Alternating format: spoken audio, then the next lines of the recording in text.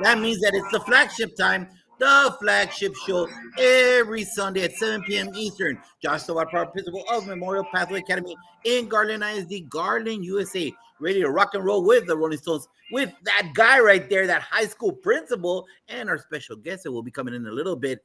So let's make sure that we're all together, taking out our tools, getting ready to sharpen them up. Because you know what? Some of us might have a week off. Some of you might not have a week off. Maybe you have Columbus Day off. I don't know. But you know what? The learning continues because you can't go wrong. This is free PD at your fingertips. So there's no excuses for you not taking out that notepad, that yellow pad, your Palm Pilot. I don't know. I'm using old terms that I know I shouldn't be using. But in the end, it's about becoming a better version of yourselves. So if you're in Alaska or Hawaii, blessings to those people in Hawaii. We haven't forgotten about you. We love you, care about you. Hope everything's improving in your side. Whether you're in Maine or in Florida or anywhere in the 48 middle, we need you. So if you're watching this on the rebroadcast, it's crucial that you like it, you share it, and you tag somebody else because that's the only way we will grow stronger together. What do you think about that, Dean Packard? Josh Tovar, outstanding job. Once again, happy Sunday night to everybody out there on Unlock the Middle Land. We get really excited about Sunday nights, Josh, because again, we bring in new personalities every week that make us a little bit better as we look at what we do each and every single day. So we're not going to disappoint again tonight. We do have an outstanding educator who's making big ripples across the nation by what she's doing. But Sunday night is all about sharpening that iron, brother. I love when you say that because each time we do that and share it out, somebody out there does become a little bit better. So how was your weekend? Everything good down there in Texas? Good, 87 man. Degrees, I heard. We're at chilly 61 right now and dropping. We actually woke up with a minor 70-something that was freezing for us. Wow. Yeah, shut down school, baby. I know it's the weekend, but you shut everything down. You get down to that temperature. But, you know, based on what we're about to cover right now, it's I wasn't able to be on the show. We had a best stuff last week with Principal Cafele, part of the Fantastic Four. Four. And it was a great thing. We presented at the National Fundamental 5 Conference on how to support emerging bilingual students. Dean Packard, emerging bilingual students using the Fundamental 5 because that's where our home is and that's where the majority of the learning takes place. So I'm very excited having our awesome guest here tonight that she will enhance that knowledge throughout the United States and around the world. As you know, we have people from Trinidad and Tobago. We have people from Colombia. We have people from all over joining in and Unlock the Middle. Thanks to you, bro. Thanks to you right there. That's a brain. See that brain right there? Look at that brain right there. It's just huge, full of knowledge. You're way too kind, man. You're way too kind. But I'll tell you what, let's bring Andrea on. She's the star of the show tonight. Andrea, welcome to Unlock the Middle. Josh and Dean are excited to have you with us tonight. How are you? And welcome to the show. I'm awesome. Thank you so much for having me. It's great to be here. Oh, it's our pleasure. Andrea, why don't you just tell the audience a little bit about yourself, your background, your story, what makes you you in this world of education that we all live in? Yes. So I am based out of Philadelphia, Pennsylvania, and I am a 24-year teacher, still teaching English language learners each day. Didn't start out that way. Started out as a high school English teacher and was quickly hired over the weekend and learned pretty quick that my freshman students were high school students who couldn't read. And it bothered me enough that I went back to school as I continued to work with them and became a reading specialist. So I began to work as a reading specialist with Title I programs in grades K to 8 and high school students as well. And then I started to get really curious about working with English language learners because I had this awesome grade level partner, Mike Kinka, shout out to him across the hall, that was working with what we call ELs, or English learners at the time. So I went back to school again and I learned by certifications and became an English language learner teacher. So really for 17 of the 24 years that I've worked in this field, I have worked as a support teacher working with EL students. And in addition to that, I'm an author. I wrote my very first book called Take Me Home, which is the true story of 11 of my former students who give an inspiring firsthand account of what it was like to become bilingual in America. And that's been read by educators around the country. It's been read by high school and middle school students, and it's causing a lot of great discussions, questions, reflections, and connections. And we're really proud of the changes and the inspiration it's creating around the country. And in addition to that, as I'm still teaching each day, my district is awesome about letting me travel the country to get to go out and work with teachers and teach them how to better reach, teach, and be confident in connecting with our EL students. I'm sure you bring back so much to your teachers, your staff, and your district by doing that. That outreach speaks volumes about you as a person, but more importantly, what an opportunity for you to build your own capacity and see what's out there and really come back and make your district stronger. So good stuff. And I haven't even started talking about writing a book while you teach and do everything else. That's absolutely crazy, but great stuff across the board. All right, Josh, you're up. So, Andrea, let's learn a little bit more about you. How were you as a student growing up? How are you in the high school level, middle school, and throughout your years? How did your parents influence you to become a great educator the way that you are right now? The interesting thing for me was I was a very sheltered student. And when I say that, what I mean is there were not a lot of diverse experiences in terms of friends in my schools. I live in a small town 15 minutes south of the Philadelphia airport. Mom and dad had me very young, so we grew up not being able to go very many places, not being able to see other things than the small town that we lived in. And I had one friend in school, her name was Irina from Russia, and we met in fifth grade and we became fast friends. And I can still remember playing on the playground with her, and she was a newcomer.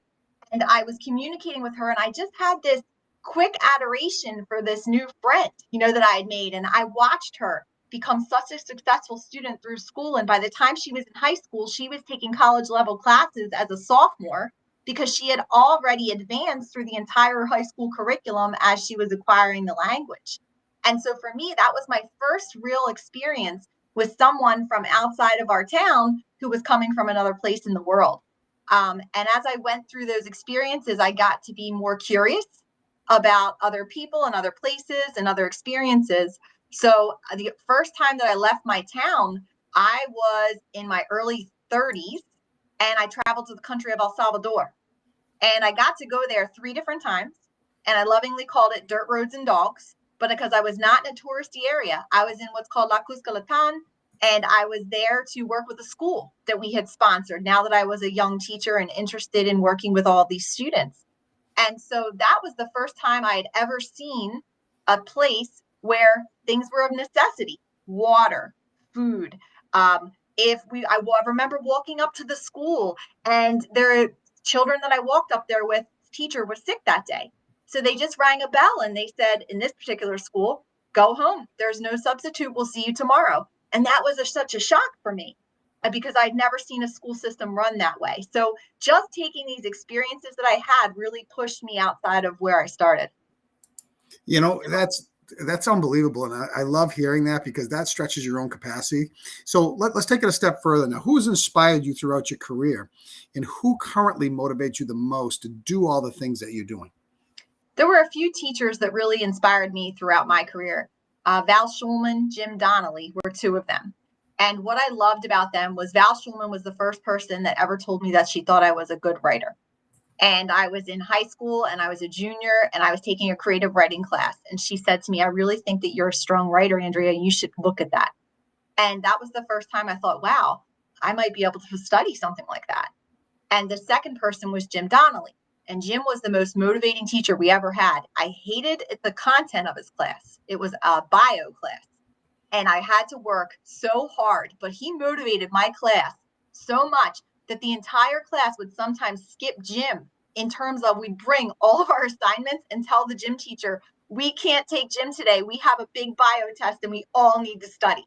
And it became a point of contention between the gym teacher and Mr. Donnelly, but his style, he would be so enthusiastic, jumping on desks. He knew our names. He knew our stories. We knew he cared about us. He was in that classroom challenging us with all kinds of stuff like the Krebs cycle, which I still remember to this day, and more, but he believed in us. And so that belief from him and his motivational, energetic style of teaching, he would shut that door every day and say, my time. That was the way we started, coupled with her attention to, this is a good skill for you, Andrea, is really what inspired me at that time to become a teacher. And I think what keeps me going now, honestly, is my teacher family at work. When I'm at school every day, I surround myself with people who I feel that I can learn from, people who are constantly pushing me to be a better version of myself, people who are challenging me with new ideas, people who are supporting me when the day is not so great. I just think that being around that family, that teacher family, is really what keeps me inspired. Love that. That's great stuff right there.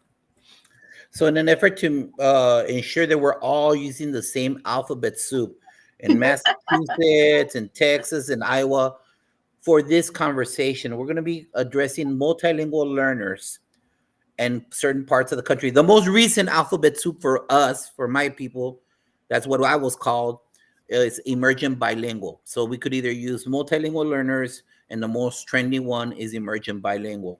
So make sure that when you hear that term out there, Iowa, when you hear that South Dakota, just know that we're addressing the newcomers as she addressed them earlier from whatever part of the country it is, and they have no foundation in English and they're learning that. So, what do you think, Andrea? What do you think that these multilingual learners, these emergent bilinguals, present such a challenge to our traditional school outfit? Why is it such a challenge for collaborative teams to create their questions using the four PLC questions? Why is it such a challenge? I think that the first challenge that I've faced as an EL teacher and working with teams in the 24 years that I have is that there's a lot of assumption about our EBs that happens before they ever step foot onto school property. And so what I do to challenge that is say, I don't want the snapshot, I want the movie. And what I mean by that is there needs to be a whole lot of digging that goes on into the background of that student in terms of their literacy ability, in terms of the traumas they may or may not have experienced, in terms of their former schooling, before we start to plan proactively a schedule for them. And so I always say that when you have a student coming into your building who's literate in their first language, they are in a situation where it's a win-win because now they've got a root to pull from. A lot of teachers will make the assumption that's not the case when they first come in. If I've had that, and I've had the opposite, if I have students who come in who are not literate in their first language, now I've got to teach them read if they're in middle or high school. And by the way, with a ticking clock, because the time for their free education is not forever. And so that's one of the first challenges, is that assumptive nature of, oh, this student's from this country, that means X. This student's from that country, that means Y. One of the best examples I can give of that is one of my students came from Kenya, and he went to a private boarding school there with all boys in a city where they were told exactly where to be every hour of the day.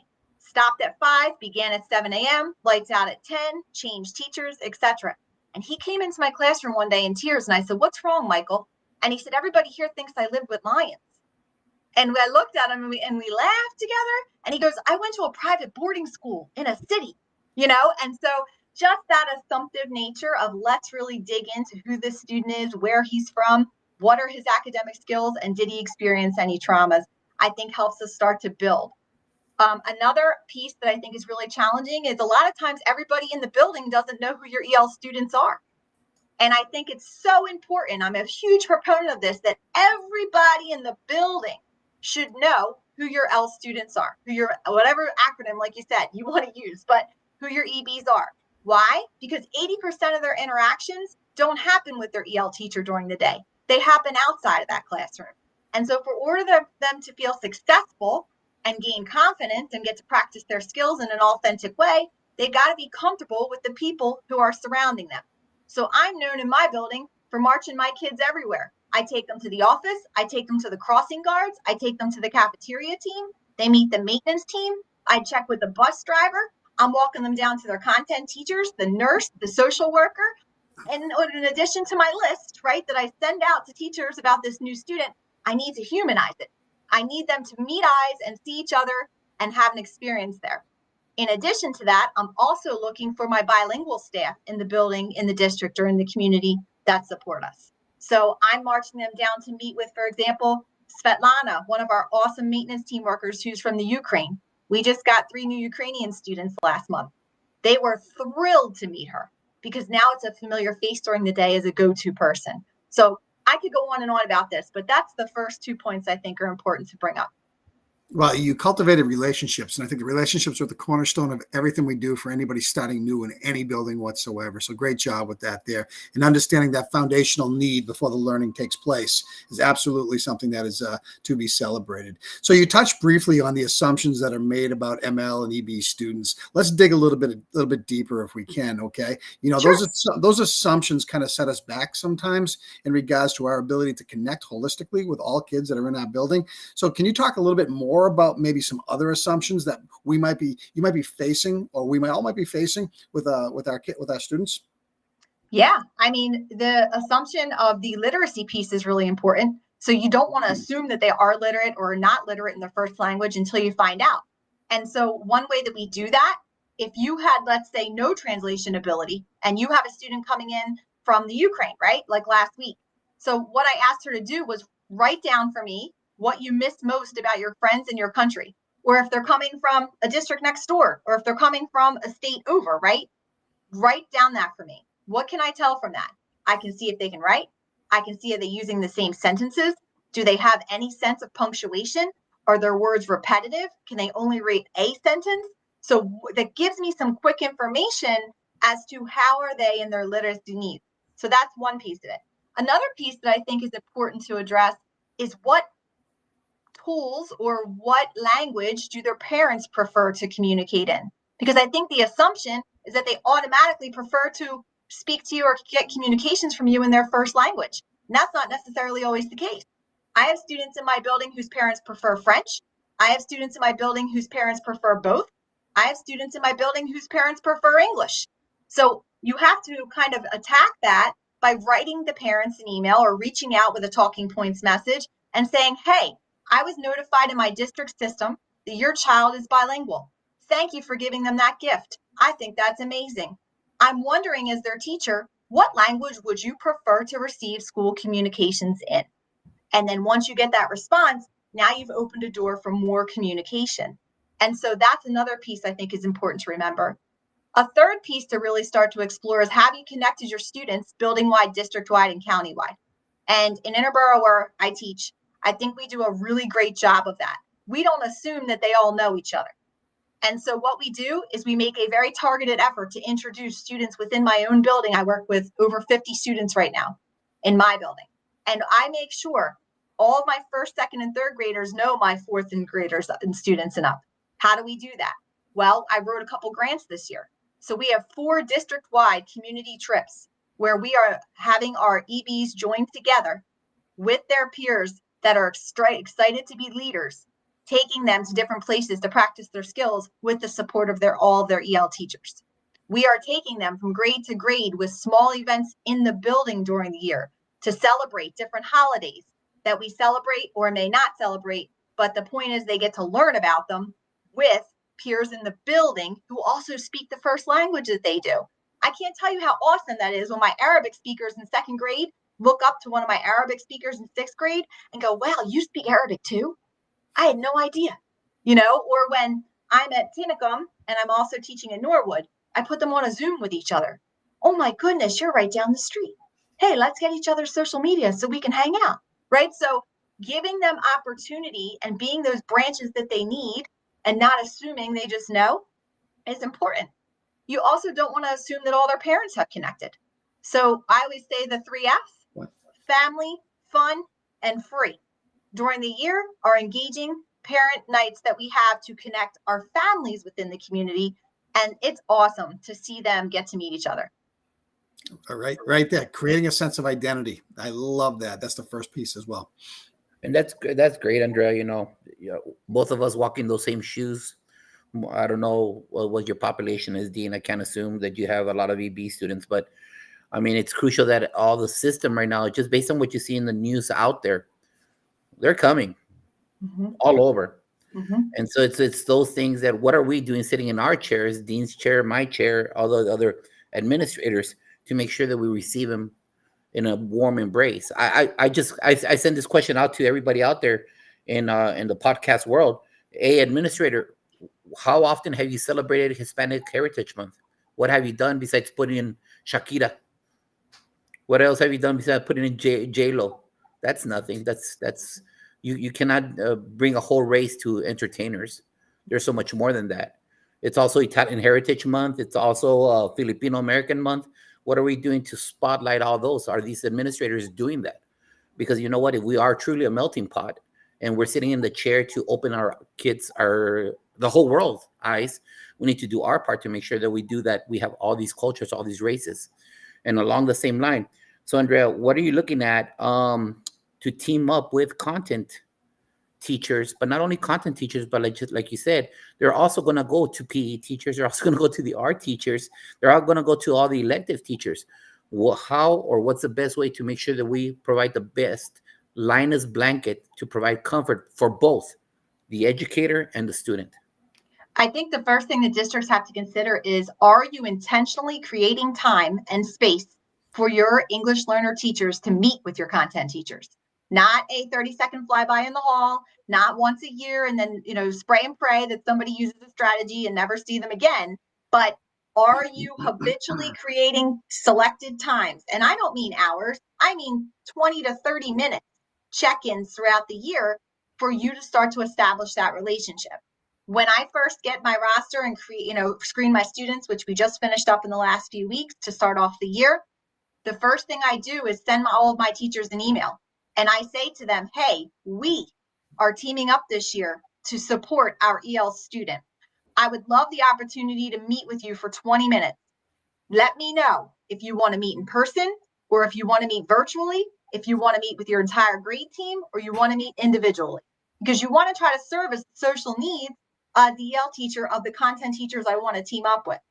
Once I get those responses, then I kind of plan that out. And then I go to those teachers, and that's a time for me to provide all this background information on this student and give the movie. That's a time for me to let them know what languages their parents prefer to communicate in. That's a time for them to start to ask me about their comfort level with accommodations, which, by the way, are not recommended but required. And so I play that as a we, not me. Nobody wins in a me situation. It's all about a we situation. We are all here to support this student. And I'm okay if you don't feel confident in supporting them, but I'm going to push you out of your comfort zone this year and stand alongside you as we do it, because the student deserves the best education possible. And it's our job to provide it for them. And so during those meetings, now I'm modeling accommodation. Now I'm saying, let's meet again in the next few weeks as things start to come up. And I will model for you again how to make accommodations. Teachers also have to be thought about in terms of, are you pushing in for instruction? Are you pulling out for instruction? Are we teaming up a little bit of both during the week? How do you like your students picked up? Do you like me to call you? Would you like me to come get them? Some of my teachers set iPhone reminders where the thing, a certain sound will go off. Their little guys get up, they know, oh, that's Mrs. B's class, time to go. They get up and come. Do you want me to email your middle school students? Because they feel that some of my teachers that they should be accountable, the kids, for remembering. So, hey, Andrea, send them a reminder email. I want to see if they look at their email and do it. And so all of these pieces, right, these moving parts come into play, but they're so important to set up that system, that bridge, that connection with you and your EL teacher and your content teacher so that you can continue to move forward with it during the year. So, No, Andrea, go ahead, Dean, real quick. So, what you're doing over there in the New England area, you're doing a la special ed content mastery of the 90s. During a special time, you pull the kids out of regular content area to go to your room? Not necessarily. So in the elementary level, when I work with elementary students, yes, we have a targeted time where I work with teachers. Now I work with 16 different teams of teachers in 2 buildings. And so scheduling for me in the beginning of the year can be very, very time consuming. But I always approach it with my teachers as, I understand your needs. I'm listening to you. I want you to understand our goal and how we can work this out to accomplish it together. However, at the middle and high school level, our students are given credited classes. And so their EL teacher, especially for their newcomers, will count as their ELA teacher until they are ready to move and to have both bookends, right, of support, a regular ed classroom and the EL support team. At the high school level, we have EL level 1s and 2s, EL level 3 for intermediate, EL level 4 for advanced. And in addition to that, we've created, because we have a pocket of Spanish speakers, a special class called Spanish for native speakers. And what that is created by our Spanish speaking teacher in the building, who gives them a credited course where they're learning the literacy of reading and writing Spanish, because they've been listening, right, and speaking it their whole life, but never had the opportunity, because they were either born here or their education was interrupted, to learn how to read and write it. But the really great thing about it is when they leave the high school in their junior or senior year, they take a certified translation test where they can pass it and walk out of high school if they want to use it with a certified translation certification. And so it's very motivating for our high school kids. I say I love it that we do it for our Spanish speaking students, but in my district, we have 31 different languages. So why not start to look countywide and hire a person to run a Zoom and do it for everybody? You can have Arabic speaking students. These are global leaders in the future. And so French speaking students, Mandarin speaking students, why not? So that's something we're starting to explore. But yes, to answer your question, the elementary level, we work with the teachers to figure out what's best. At the middle and high, we give credited courses. You talk to the teachers, they do know what's best when it comes to overall control of the learning environment. I love the fact that you got some full immersion. I love the fact that you're looking to target and get those interventions in place for students, but more importantly, to celebrate who they are and what they're all about and make those connections early on. That is huge. Now, my question here is, how can connections in schools at the district level and across the U.S. take place to support ML and EB students? Connections are everything. They really are. And one thing I forgot to mention, which I think will relate to this question as well, is we actually do a presentation called Being Bilingual is a Gift, where we bring back our alumni every year to meet with our high school students to talk to them about what's waiting for them in the professional world and the asset that they have not now built, because they are now walking into the world as a bilingual or more, right? I have students that speak multiple languages, student, and what that can do for them. They're also there to motivate them for our students that really struggle, to tell them not to give up, because they talk to them about the flip side of things. And if you do drop out of school or you don't put in your best effort, what I always say to our students is, your option here is to only be successful in our school. And I'll say, education is opportunity, and your opportunity is here. And why does it matter? Because your parents have worked too hard along with your teachers to give you the gift of becoming bilingual. That's why. And you're not going to spend time in this building without taking the effort to work through it. We'll go through your challenges with you. We'll celebrate your wins. But at the end of the day, you're going to sign our graduation banner to say you finished. And so that's really important, to bring those bilingual back, right? To make that connection, those alumni back, to meet with them. But to answer your question, connecting schools is really important. There are so many, in Pennsylvania, we have counties. So every district, and within the county, there's different districts. We don't get the opportunity very much to meet each other, so we are very, very intentional about having countywide EL meetings for our teachers, countywide district meetings for our content area teachers, so we can connect. Our administrators countywide meet from the different districts at our local intermediate unit. And they do that at least once per quarter. And so that way you have a time to share ideas and resources and challenges and have that mastermind brainstorm. Social media is also really great for that now, connecting countywide. That's how I met you. That's how I've met so many people around the country, because here's the thing, as I travel and listen and learn, our challenges aren't that different. And so there are such great social media professional outlets out there, even on Facebook, advocating for ELLs with my dear friend Valentina Gonzalez, working with ESL K-12. I mean, if you name it, if you type in LinkedIn, Facebook, etc., a social media title looking for this type of instruction or these types of teachers, you will find them. And it has been a lifesaver, especially for a lot of our new teachers who are really looking for support and resources to help them out. I love that too. Perfect stuff.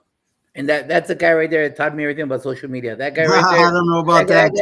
He's a beast. Don't know about that. Had a great conversation about Hispanic Heritage Month, though, with one of our Latino students, and put that live on broadcast that out. So it was really fun. See, he's an animal. He's a beast. You can't learn from one of the best. He's the best of the best out there. Hey, you know what? You mentioned it real quick, but I don't want to cheat out the idea, because it's crucial that the 3 Fs are given a little bit more spotlight, please. Because you know what? You might get that brand new principal and that brand new assistant principal in North Dakota, and you got a handful of Arabic Hispanics up there. I think they need to know a little bit of the how to create this community. So go in a little bit deeper on the 3 Fs. So I call the 3 Fs, anytime you're setting up a parent engagement event, you should make sure it includes the entire family. You should make sure it's free, and you should make sure it's fun. And let me give you some examples of that. When we run our family nights during the year, we'll run a few of them. We first make sure that there's no childcare needed. You invite the entire family. They can bring their siblings, they can bring their nieces, their nephews, their grandparents, whoever it is they reside with. Everyone within that home is invited to come to either our school, or a lot of times we'll go out to local places in the community.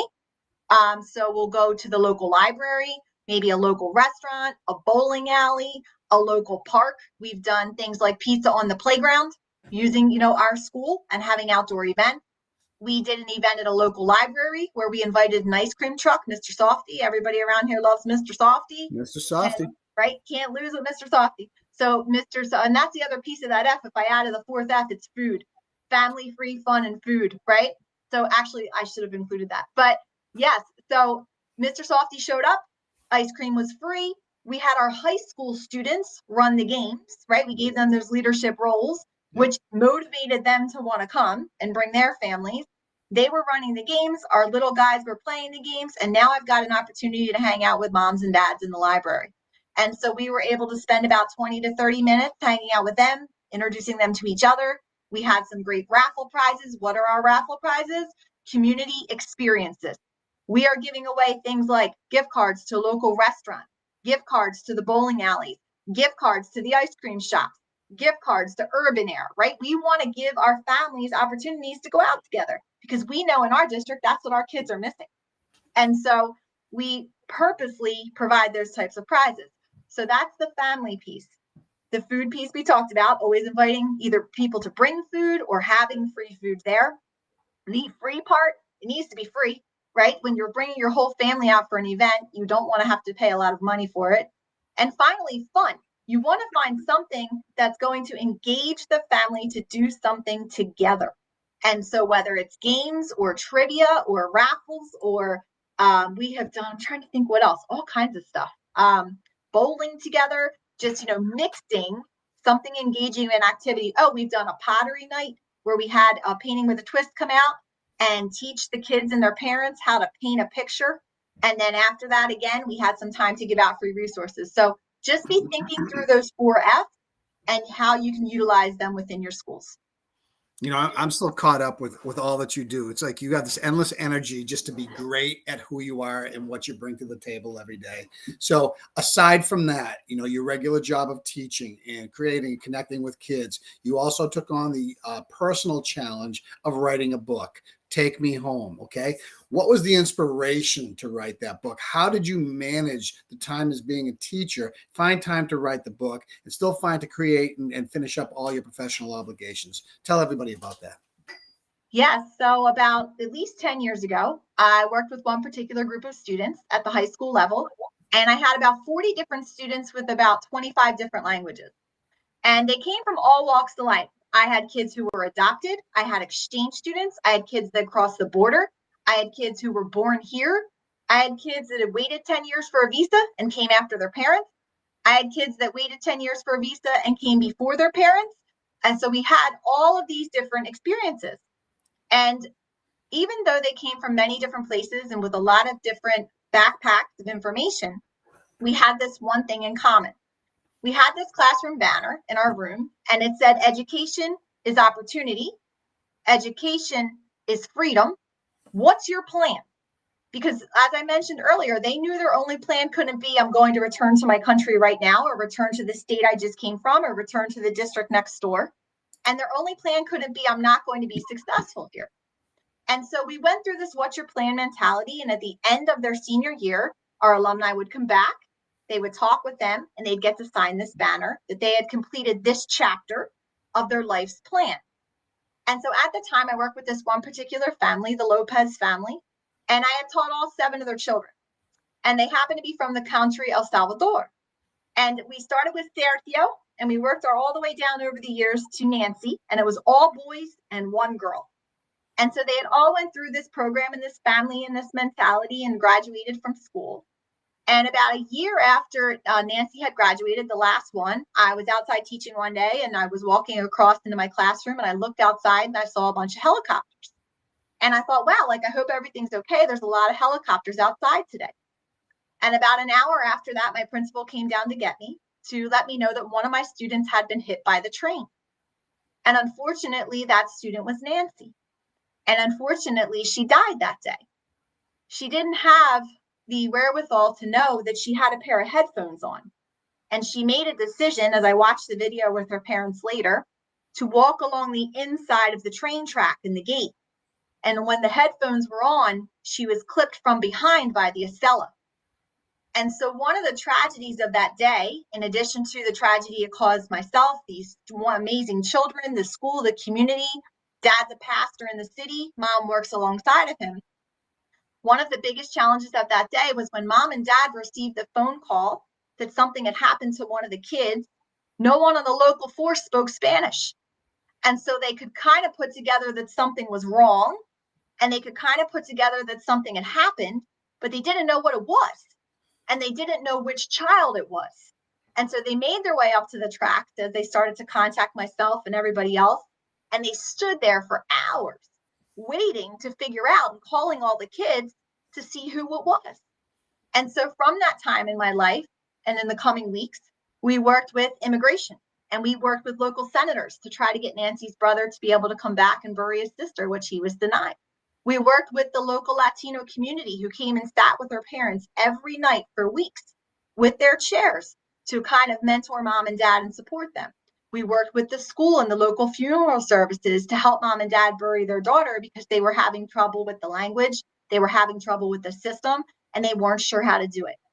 And so that was my job in those coming weeks, in addition to getting to speak at her funeral. And so when I got an opportunity to speak at her funeral, I wrote this short poem at the time, and I called it Take Me Home.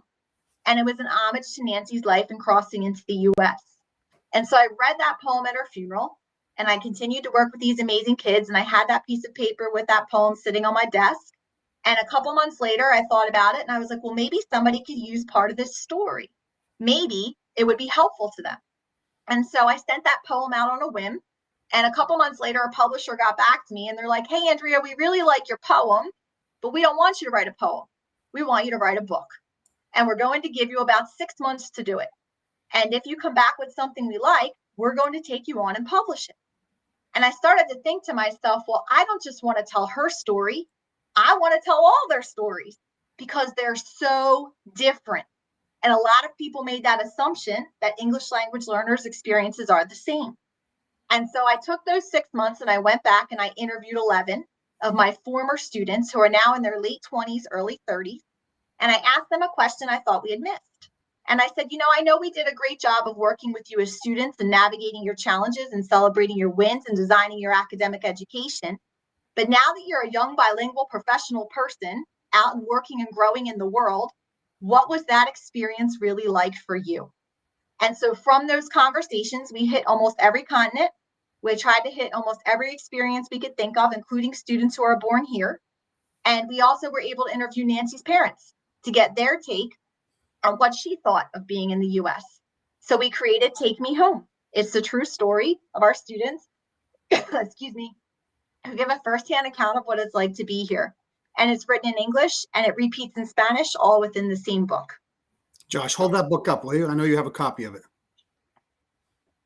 There it is, right there. Right there. Great stuff. What a great story. What a great purpose behind the story as well. So, yes, we did. We really are proud Andrea, of what the reality is this. You know what? I'd like to give the reality is that Texas, Arizona, New Mexico has been dealing with this for years with the immigrants. I came from a high school that I was right on the border, literally next to the border fence. And my mom worked in a high school also, literally next to the Rio Grande. And we would all get, since I was a 6A school with 2,500 kids, I would get 500 kids driving in every single last day from Juarez. 500. It was a caravan of taxis dropping them off. And you have all through El Paso high schools. And all those kids from Juarez, because they were born in America, would live in Juarez. Okay. And we will get them every single last day. So everybody in the Valley of Texas, Rio Grande, New Braunfels, Corpus Christi, everybody, we've been dealing with this for years, but now it's going out there. And then when I arrived to Dallas, and this is why I'm giving you this setup. I arrived here, and there was a situation with some of my the students at MPA, and the ambulance came in. They were short of breath, and the PD showed up. and you had a lot of people with surnames in Spanish. So I stood back. You're the administrator. You let the professionals take over, and so they're all talking to each other like, "Does someone know Spanish?" So then I stood up and I started talking to him in Spanish. No one could service our kids, and their surnames were Hispanic. And so the whole thing is, and this is in Dallas, okay? This is in the Dallas area. I can't imagine going to Boston. How are you going to service those parents? I can't imagine going to Philadelphia, to Mississippi, when these parents, when they arrive to us, I could communicate with them, but even the dialects, you know this, el Salvadoreño is different than Nicaragüense, is different than Hondureño. They're all different dialects. We say the same thing, but sometimes we don't say the same thing. So what's next? How are you all going to deal with it in the New England area? I can't agree with you more. And I think that what's next is that people have to remember that, as my friend Carly Spina says, language access is a right for all, not a privilege for some. And there are so many resources out there that people need to start to proactively investigate to train their teams on exactly how to use them when you are working with a parent who prefers a language other than English. And, in our district, we use InterpreTalk, language-based services. We use Propio One. We use Talking Points. We use the Say Hi app. In this land of technology at this point, you have to be proactive about being ready for any parent that comes into your building. In our district, we've got 31 languages. We have to be ready. Your frontline people, not just in the community, and in your schools as well, your front office teams, they're your frontline people. They're answering the phones. They're making the calls. They're sending out the information. They're at the window when people come in. Your community workers, like you're mentioning, all of those frontline teams have to be ready to use resources of what to do, because you want to feel like you have the most equipment. Well, and that's so crucial. And I guess we don't know until it hits us. You know what I mean? Mm-hmm. Living in the border area, it always hits us. I am one of them. I was them. I was that. And when I came to this country, all I had were teachers from Virginia, from Georgia. They were all married to colonels and majors from Fort Bliss in El Paso. They didn't communicate with me. They didn't go through the whole thing. And so I was a product of full immersion. And let me tell you, it's not a nice thing. And talking to me slower or louder did not help me learn English. No, it doesn't. So if anyone out there in New York City wants to try that, it doesn't work, guys. There's other sheltered instruction that needs to be used. But you know what? I think this is a great way to segue into our Thursday show, and we'll go through that right now, Andrea. And thank you very much for being here, and most importantly, the beautiful things that you're doing for kids that are lost. And we know about the emotional distress that they're facing when they come to this country. Not only are they being uprooted, a lot of them are being molested coming up to this country. So they got really true social emotional situations. So I ain't going to learn a noun and a verb when that happened to me coming up, literally walking from Venezuela all the way and being bused to Boston. So it's one of those things that, they're coming, and it's all over the news. So it's how we prepare them. I think that this is a great thing that Dean did, creating these shows to making sure that educators that are receiving these students are well prepared on how to facilitate. Because you know what? Maslow will always beat the hell out of Bloom's. Always. You're absolutely right. And and Andrea, what you do is just so important. And thank you for doing what you do. I always say every child that comes through our doors in a public school, we own them. We have an obligation to meet them where they're at. We have an obligation to make them feel part of a learning community. And more importantly, create an access point to their learning that helps them no matter where they are. So continue doing what you're doing. You're one of those champions out there that keep, raising that flag, doing what's right. And more importantly, you don't know who you're going to have tomorrow. So the story doesn't end. And that's the beauty of public school. So, hey, let's start out. Where can people find your book very quickly? Yes, it is available on Amazon, Barnes & Noble, and via the publisher, Austin Macaulay. There it is, right there. Okay, we highly recommend. Send me a picture of that too. I want to make sure we send that out on our sites as well, just to create some more buzz around this. Again, every student matters every single day. Doesn't matter who they are, or where they're from. Great stuff, Andrea. Hey, thank you so much, Josh. It's not over though, Josh. It's not a D Packard. It's It's not over. I Don't know take that. my was a line, lead-in my for man. you, man. I know you're the boss, but don't take my line. I'm not It's the not boss. Bruce over. Springsteen's the It's boss, not man. I just over. put that away This from you. Thursday, EB Show Part 2. EB Show Part 2. We started last semester, carrying it over now because this is a frontline issue for all educators. EB Show Part 2 this Thursday and the following Tuesday. Office hours, 20-minute problem solving show. Office hours, 20-minute. So we'll see you there. Let's go home, Dean Packard. Andrea, thank you so much once again for joining us tonight. You made people out there just a little bit better, just from the knowledge base that you have to be able to share with everybody. So thank you for doing that. Don't stop. Hey, I'll give you 15 seconds of fame. What do you want to say out there to everybody listening right now, Andrea? Come on, it's on you. Boom, go. I think it's really important to remember that no one achieves success alone. It's so important to be out there working together as we and not me. Take your opportunity to do so any chance you get. We and not me. There it is right there, everybody. We're going to close up shop right now. Andrea, thank you so much for being with us tonight. Please stay on for a moment. Everybody else out there, have a great week with your kids. Make sure you remember every kid deserves a champion. Have a great week, everybody. Thanks for joining us. Make sure you share and share this out to everybody you can.